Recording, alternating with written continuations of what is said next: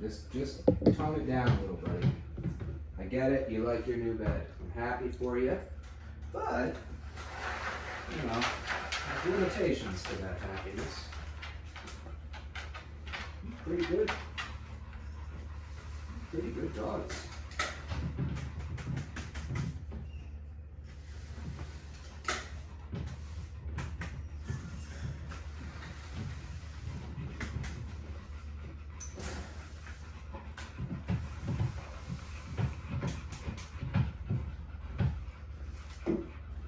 No, down.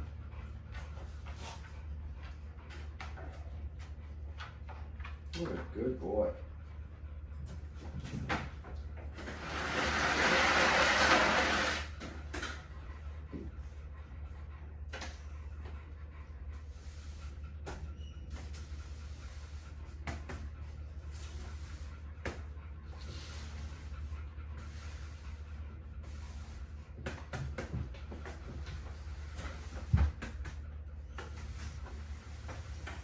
Very good.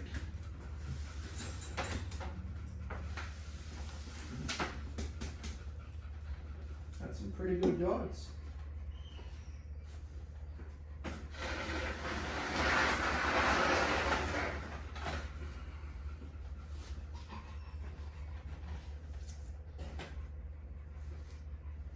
Pretty good boy, Domino. Pretty good dog. Yeah. Okay, down.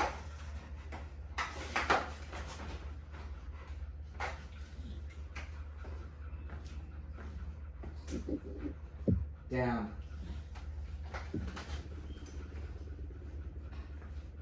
You're such a good dog, Domino. I wasn't even talking to you.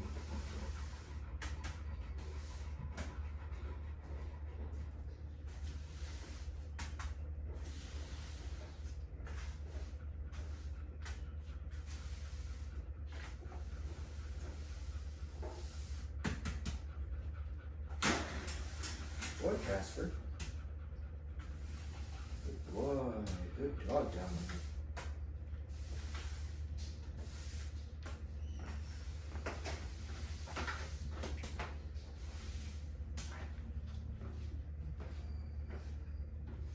You're a pretty good pit bull, Domino.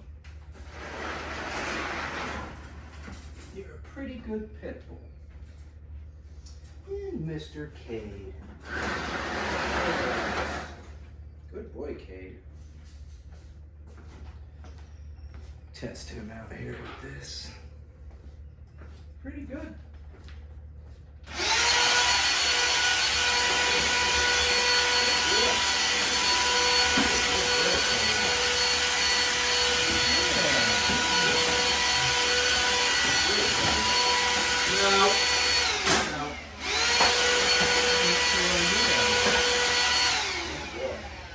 That is a good man.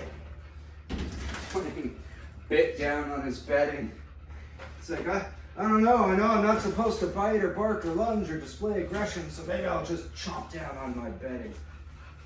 That was actually kind of cute. That's like a dog that's learning. Like he's trying to make different choices. Instead of snapping at the edge, which is probably what he would have done a few days back, now he's just like, I'll just bite my pillow. And I like pillow biters. Make no mistake about it. Every few days, I do a rotation. I don't want the same dogs hanging out next to each other all the time. I want them to get used to being around different dogs. If I've got two dogs who are dog aggressive, it's very important that they spend a lot of time chilling next to each other. And it's very important that if there's any nonsense that starts up, that I'm right there to quell it. And that's not entirely uncommon during feedings. I mean, it's like all these dogs, they're eating right next to each other. Safely, though. I mean, this is all part of slowly counter-conditioning a dog. Casper's a dangerous resource guarder, so it never hurts to have a dog on either side of him eating while he's eating, and especially dogs without any food while he's eating that are looking at him. There's a lot you can teach a dog while it's confined. You know, don't be aggressive towards other dogs. You're not going to proof the behavior that way, but it's a starting point. It's a way to keep dogs and humans safe and train and, you know, counter condition. I mean, we are also practicing maintaining downs in crates. We're practicing shutting up, you know, all kinds of stuff. And in that process, we're learning how to relax a little bit.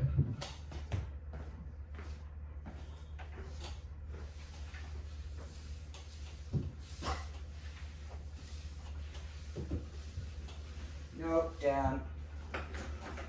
Not on my toes this morning.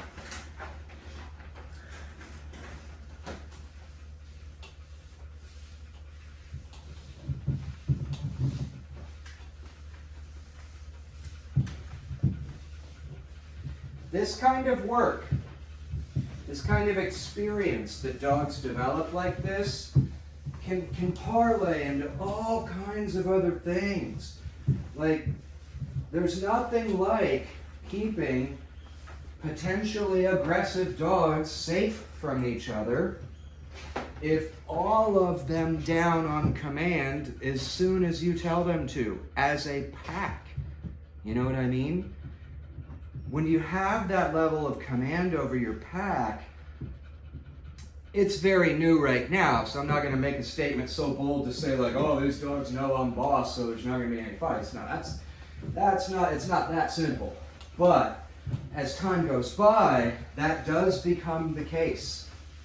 When there's no question as to who's in charge, you are going to see a relaxed, calm, compliant pack. A big part of teaching the dog who's in charge is putting the dog in its place on the totem pole of the household.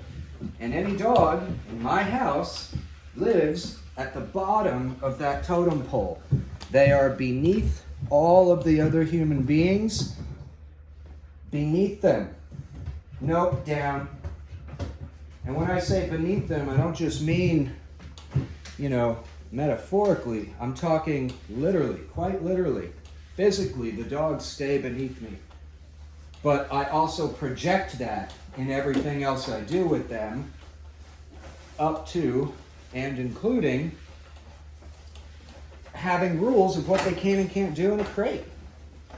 Sure, you can get up and stretch out and turn around and lie back down, but you're not allowed to start pacing. You're not allowed to get up, start mean-mugging another dog, start stressing yourself out, any dumb shit like that. It's not tolerated.